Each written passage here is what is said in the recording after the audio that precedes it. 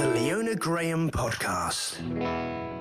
Hello and welcome to the Leona Graham Podcast, featuring musicians and chat and even some freebies. On episode 1, we hear from the Quireboys, who are back and have a new album coming out called Wardour Street. You can win tickets to Motorcycle Live at the NEC in Birmingham, and I'm going to have a bit of banter with journalist and pal Anna Geary, whom I see every morning before my radio show. First, well, Halloween is approaching. Are you an avid Halloween fan? Well, you can't stand it. Close the door and turn all the lights off. Now, I've grown to love it. I didn't really do anything about Halloween growing up. I know it's a massive American thing, and some say, oh, you know, it's just been Americanized. But we have embraced it, actually. We've gone full Halloween to the extent I've just bought a 10-foot inflatable creature that lights up, that's going to go out the front. In fact, we decorate the whole of the front of the house. My son Harley in previous years has made dead bodies using clothes from his wardrobe. But one that he did was he made this dead body that sat on my motorbike with the torso missing, and the top half of the body was suspended just above the lower half using wire. I mean, you know, he should be designing creatures for Tully's Farm, you know, the Shocktoberfest. He is superb at this. He's also done things like lie underneath all the leaves, and then as children come onto the driveway, jump out and terrify them. We actually had to stop him doing that because some of the children were too young and were too scared. Yeah, we go full Halloween. If you don't like it, fair enough, but please do listen to some great Halloween music. I can recommend Muse, You Make Me Feel Like It's Halloween, and anything by Black Sabbath, one of my all-time favourite bands. Talking of Black Sabbath, Ozzy Osbourne has been inducted into the Rock and Roll Hall of Fame for a second time. First inducted in 2006 as a member of Black Sabbath, but now as a solo artist. And he was given the award by Jack Black. And I love Ozzy Osbourne. I've always wanted to meet him. I did walk past him once in a corridor at the old radio station, and I was just so gobsmacked and starstruck. I didn't say or do anything, but I would just love to meet him properly one day. I'm also a massive fan of Sharon Osbourne, who was the first and original manager of the Quireboys I was speaking to on the podcast today. They had an amazing album out in the 90s called A Bit of What You Fancy, and they are back with their original vocalist, Jonathan Gray, aka Spike. Nigel Mogg, original bass guitarist, and Luke Morley steps in for Quireboys co-founder Guy Bailey, who sadly passed away last April. So please welcome to the podcast, Spike, Nigel and Luke. A-side. So we've got a new podcast, and basically you're my first guest on this podcast. Oh, wow. Now, Spike, you grew up in Newcastle. What made you come down to London? Gated. What? Gated. Can you translate? Gateshead. This is a region close in the proximity and the environs of Newcastle. How did the group originally get together? I moved from Newcastle when I was 16 to London to get a job. And I ended up in the Quireboys.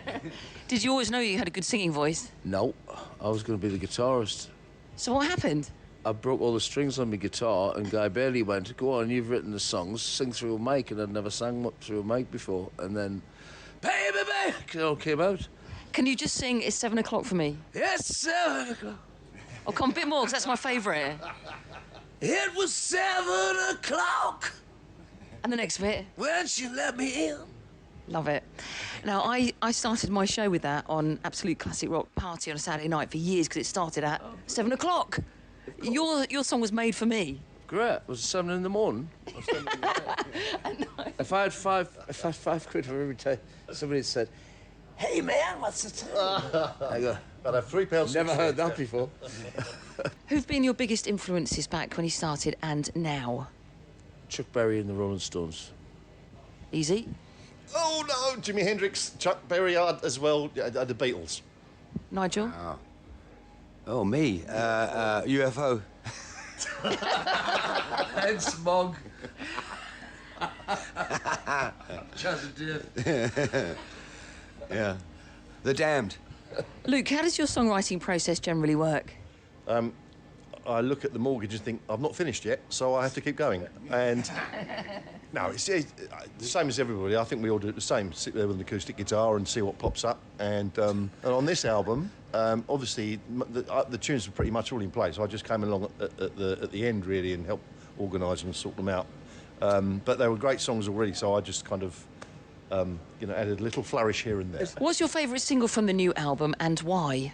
Well, we've just released the new one. I think I got it wrong again. I love that one. That's one of my favourites. But I really like You and I.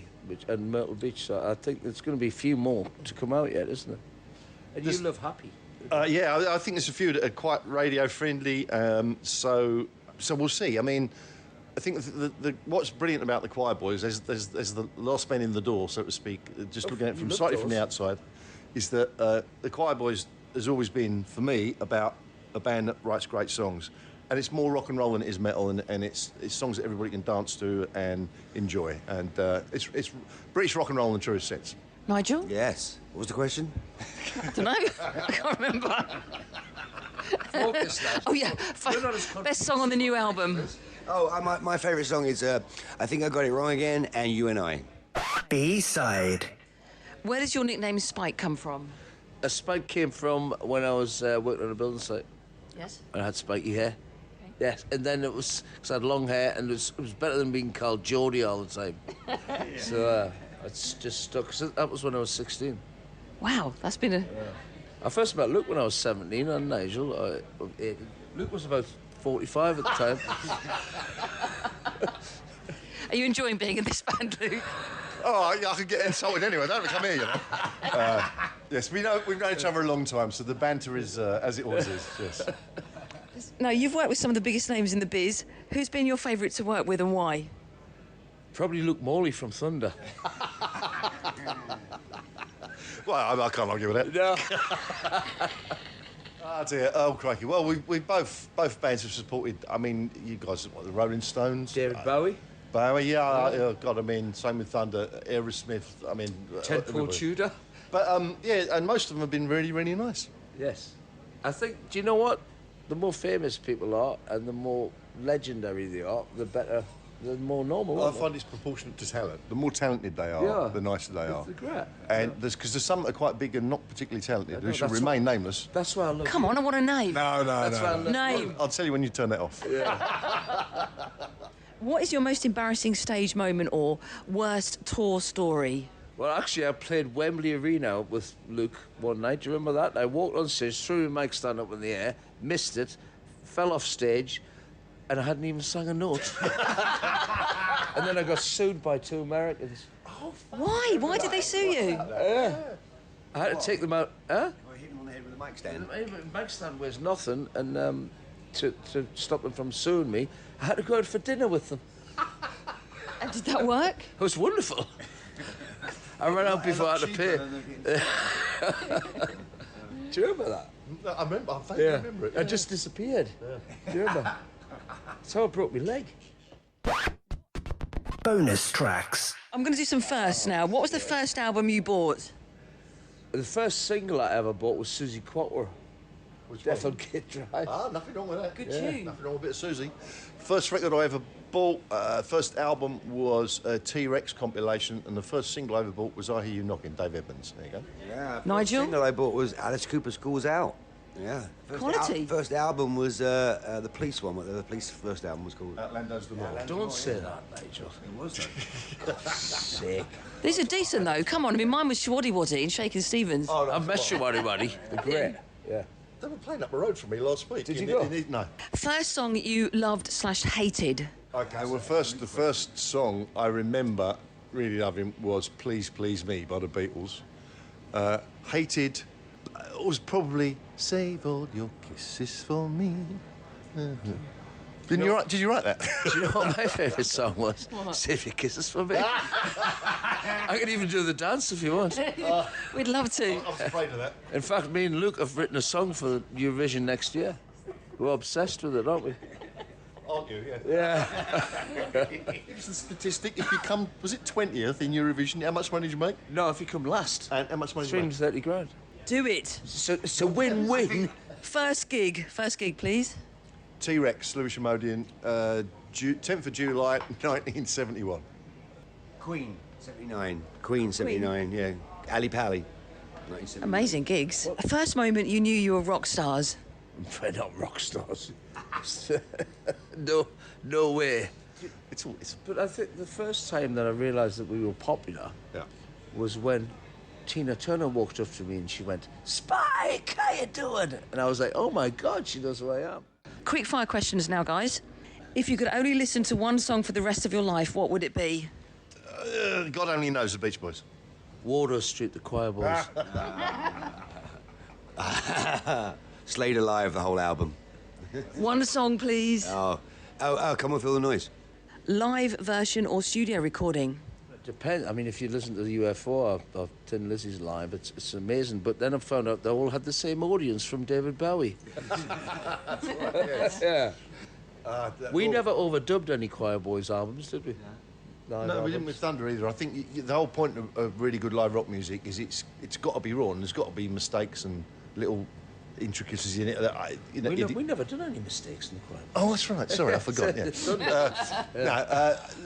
Rock and roll. I think rock music, beyond all, more than any other genre of music, is fantastic live. So and if Deep Purple made in Japan, AC/DC if you want blood. Oh, God, there's loads of great... Smoke on the Water, the Made in Japan version, a million times better, isn't it? Loads better. Ralph McTell, Albert and Sydney, one of the best live albums ever. Glam rock or punk? Glam rock, it's my age. T-Rex, the Sweet, glam rock. Yeah, of course. I'm right down the middle. I was glam and punk. We've done both. Glunk. He started a new trend. Glunk. Glunk rock. Glunk rock. Brilliant. Sum up the new album in 3 words. Brilliant. Just 2 words. That's 2 words. It's way brilliant, like. That's 4. Rather damn good. Now, new feature. We want one of you, to do a dramatic reading of one of your lyrics, or some of your lyrics. Who's going to do it? I've got some lyrics here. I want dramatic. So imagine it's a Halloween thriller. Okay, and the script is made up entirely of Quireboys lyrics. I want your best dramatic reading. Let's see what the lyrics are. Hey, you! Jenny was a shy girl. I gave her my love and everything she was dreaming of. Oh! She didn't want me, but that's all right. Ain't no reason, no time to fight, yeah? Yes. Shakespeare! I caught you out! No word of a lie. Seen you walking with another guy. All you said, all you done. Oh, baby, you did me wrong. Yeah. Hey, you, what can I do? Can't you stand by your man like the other girls can? Hey, you! What's that on your do? shoe? Can you tell by the smell that it's doggy do? I think we'll leave it there. And on that note, thank you very much, Quireboys. Great to chat with Quireboys, such a laugh. And their new album is coming out on the 25th of October. It's called Wardour Street. Now remember, if you want to see some photographs from this episode, follow me on the socials at Leona Graham DJ. Now, every morning before my show, I end up having good old gossip with Anna Geary, who's the Breakfast Show newsreader. She's a fantastic journalist, and she's just an all-round top person. So this is me and Anna having a good old catch-up. The Leona Graham Podcast. Hey, Anna, how you doing? I'm good. How are you? All right, thank you. What's going on? There is a lack of live music in UK towns and cities because bands and singers are playing fewer gigs on tour. So there's new figures from the Music Venue Trust saying that basically artists on the grassroots circuit are playing half as many gigs on tour as they did in the 90s. But that, you don't need statistics to tell you that. I mean, there's less venues, less people go to gigs. Yeah. There's just less live music. That's completely true. Well, it's the cost of it. Like, it's the cost of putting a show on for the venue, like venue hire, employing sort of staff, and then people not going because their finances are squeezed. Well, especially when it costs like £8 a pint. Well, exactly. I mean, that's what they've got to sort out, isn't it? But at university, guess how much a pint of bitter was? Okay. What about, like, £3? Nope. Higher or lower? Lower. Oh, my gosh. Okay. I can't believe you're starting at £3. Well, I live in London. I'm used to this. Massive age difference between us as well. Shall I just tell you? Go on. 88p. Are you joking me? No, that was at the Students' Union, so it was subsidised. I think in the pubs you were looking at about £1.20 or something. That's like £1.30. cheaper than a bottle of water now. I know. Well, that's why I was such a heavy drinker. How about now? And also, they didn't sell bottled water then. Yeah, that's true. That's just the biggest rip-off ever. Why would you buy something that comes out of a tap? I always ask for tap water if I'm at the restaurant. Yeah, so do I. Do you? The thing is, my weakness is I like a bit of sparkling. Oh. Yeah, I do love a like bit of sparkling water. sparkling. I do like a bit So of I will pay sparkling. for that at a restaurant. But I was thinking about this music story. You know, you and I both see quite a lot of music, don't we? Yes. But completely, our tastes are completely different, aren't they? Well, who do you like? Well, the next gig that I'm going solo a week on Sunday to see an artist called Ledger Chapman. She's like a folky singer-songwriter. Okay. Comes under the banner Real Music because she's obviously Yeah, 'cause she's writing her own stuff, playing her own exactly. music. That's Exactly. acceptable. Yeah. I like all music apart from manufactured pop. Yeah. Where they don't play any instruments, someone else is giving them the song to sing, and Yeah. then they just dance on stage with no instruments, nothing. I agree, apart from I love Ollie Murs. Does he count as manufactured pop? Yes! I've really got a soft spot Oh, for I him. forgot that you really, really like him, don't you? I really, really like Yeah, him. I'm not a fan, I'm sorry. That is the one genre of music. And it's not because I've just taken a stance. I don't like the songs. I can tell immediately. Oh, I know. Do you Go know on. who I really, really love? Yeah. Who I've always thought if he's ever single in the future, maybe God, I'm him and I worried. get together. I'm really worried about this. Worried. Gareth Gates. Anna, right, we need to up the rock, okay? What can we talk about that's rock? I'm wearing an AC/DC T-shirt. It says Jailbreak 74 on it. You know, the 70s, a golden era for rock music, way before your time. Let me take you to a rock gig. Okay. Yeah? I'm open to it. I'm Yeah. open to a rock education. But how about if I take you to one of my quirky, folky singer-songwriters in return? No Ollie Murs. Yeah. I'd take you to one of my female singer-songwriter, folky, Yeah. proper musicians. Yeah, that sounds fine. Okay. Okay, deal, we'll shake on it. Deal. Now, competition time. Would you like to win a pair of tickets to Motorcycle Live at the NEC Birmingham in November? It's taking place from the 16th to 24th of November, and I've got 3 pairs of tickets to give away. So, it's a multiple choice question, nice and easy. Which of these rock stars do not ride a motorcycle? Steven Tyler of Aerosmith, Ian Anderson from Jethro Tull, or Billy Idol? Send me a message with your answer. You can message me on Instagram or Facebook at Leona Graham DJ. Please include your email address as well. Competition closes Sunday the 27th of October at midnight. Winners will be notified by 5 p.m. on Thursday the 31st of October. And good luck. Hopefully see you at Motorcycle Live 2024. Well, that's it from episode 1 of my brand new podcast. Thank you for listening. Next time, another band, more chat with Anna. And if you liked it, please give it a rating. And please follow me on the socials at Leona Graham DJ. The Leona Graham podcast, produced by Emily Moulton and brought to you by Whitney Wild One. See you next time. The Leona Graham Podcast.